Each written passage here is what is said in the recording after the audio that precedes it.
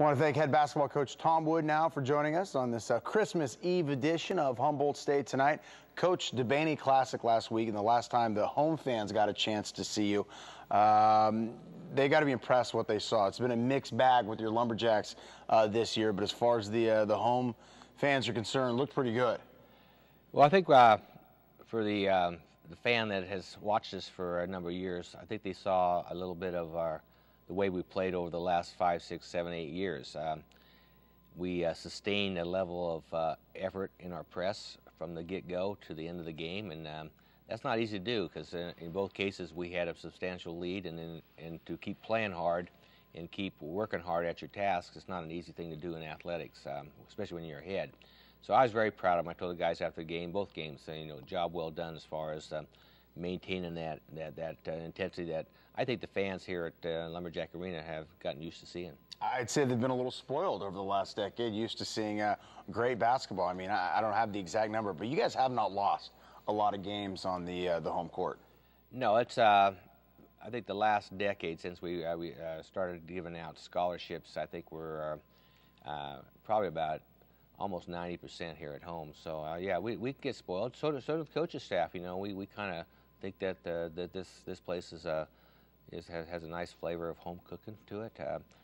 The fans are certainly a big part of that. They support us. It's a tough place for opponents to come in and play, and for whatever reason, we've always seemed to play real good here now recently. And so hopefully we'll be able to sustain that with this group this year, because I know when we do lose, there's all kinds of what's wrong with the Jacks attitude out there. It's the end of the world. Yeah, it's amazing. But that's the flip side of having such a great following. It does remind me of back in the 80s when I, as a kid, the Niner fan, it was when they won, it was holding serve, and when they lost, it was just like the end of the world. But having that said, Coach, I know, you're not one to take shots at fans, but I personally was a little disappointed by the crowds this weekend at the Debaney. I know school was out, but, that's the first time in a long time the crowds to me seemed a little underwhelming. Did you notice anything or care to comment on that?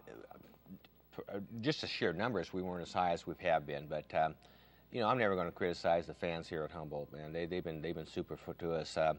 And in their defense, we came off the Debaney Classic, followed a real dismal, poor performance against Sonoma, and I've mentioned a few times that I don't know why I'd come and watch the Jacks if I didn't have to. If we were going to play like that.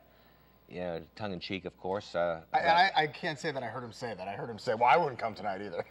Actually, so we had that was kind of a theme of ours. We needed to get our fans' enthusiasm back. So I think that the 2 games we played in the Debaney Classic, at least the people that were here can spread the word, because word of mouth in Humboldt County about Humboldt State men's basketball and women's basketball is tremendous. It's our basic marketing tool. So those that watch the game, I think, will be spreading the gospel that, hey, we played the way we need to play. All right, we talked about your press and the suffocating press. What do you think's what is tougher for an opponent?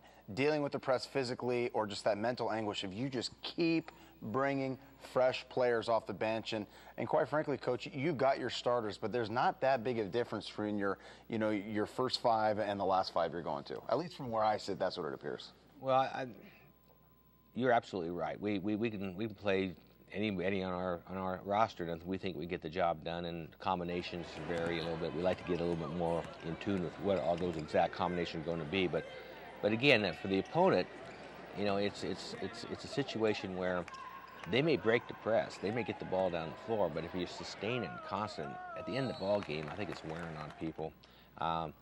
For whatever reason, too, it allows us to kind of free up, and so our offense seems to work better. We get open shots, we get in a rhythm.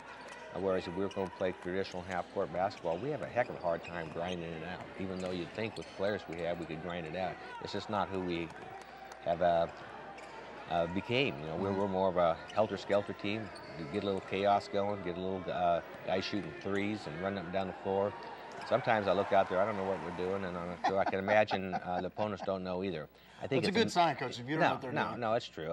We don't. I like to tell you I knew everything they're doing, and sometimes I look out there and we got 4 guys on the basketball, which doesn't make a whole lot of sense, but it works. It kind of wears teams out. I think both. There was a time in the Notre Dame game when we had rotated 5 in a time, and I think I was about halfway through the second half. I put another 5 in. I looked out there, and you could just see the other team going, "Oh man, here they come again. No moss, you know."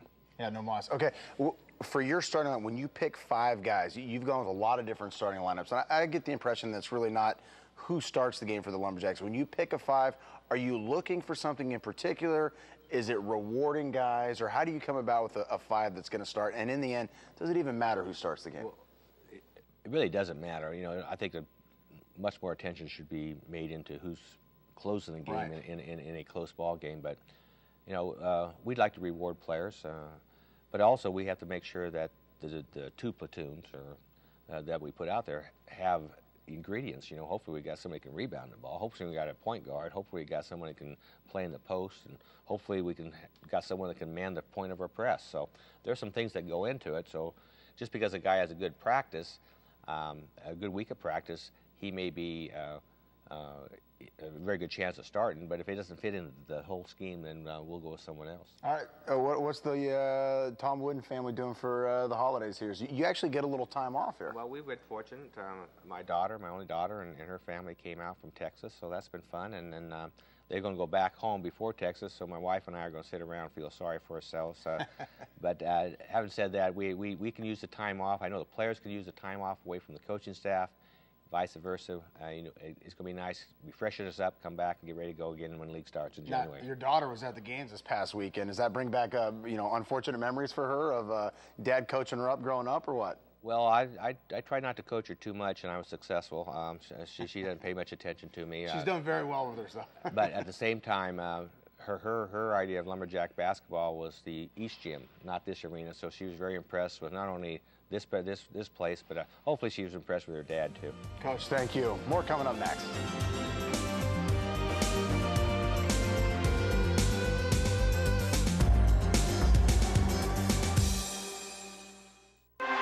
Three wides to the right side, 1 to the left. What does greatness taste like? Steps up, heaves the ball. Step up and order a Miller Lite aluminum pint with a wide opening to deliver that true Pilsner taste. Down into the end zone. It's going to be a tip ball. He got it! Unbelievable, and it's going to be a touchdown!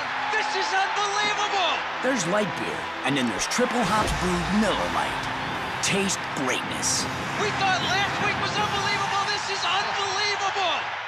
In a world of financial unrest, Coast Central Credit Union remains financially strong and secure. In fact, thanks to our members, we have continued to grow. Whether you need to borrow money or need another financial service, we'll always be here for you, and you'll sleep easier at night. Isn't it time you talk to a real local lender? Coast Central Credit Union. Do you like authentic New York style pizza? Come down and enjoy Big Pete's Pizza in Arcata on the corner of 15th and G Street, or our new Eureka location off the 101 on 5th and R Street. Big Pete's has 12 beers on tap, 10 big flat screen TVs, and arcade games for the kids.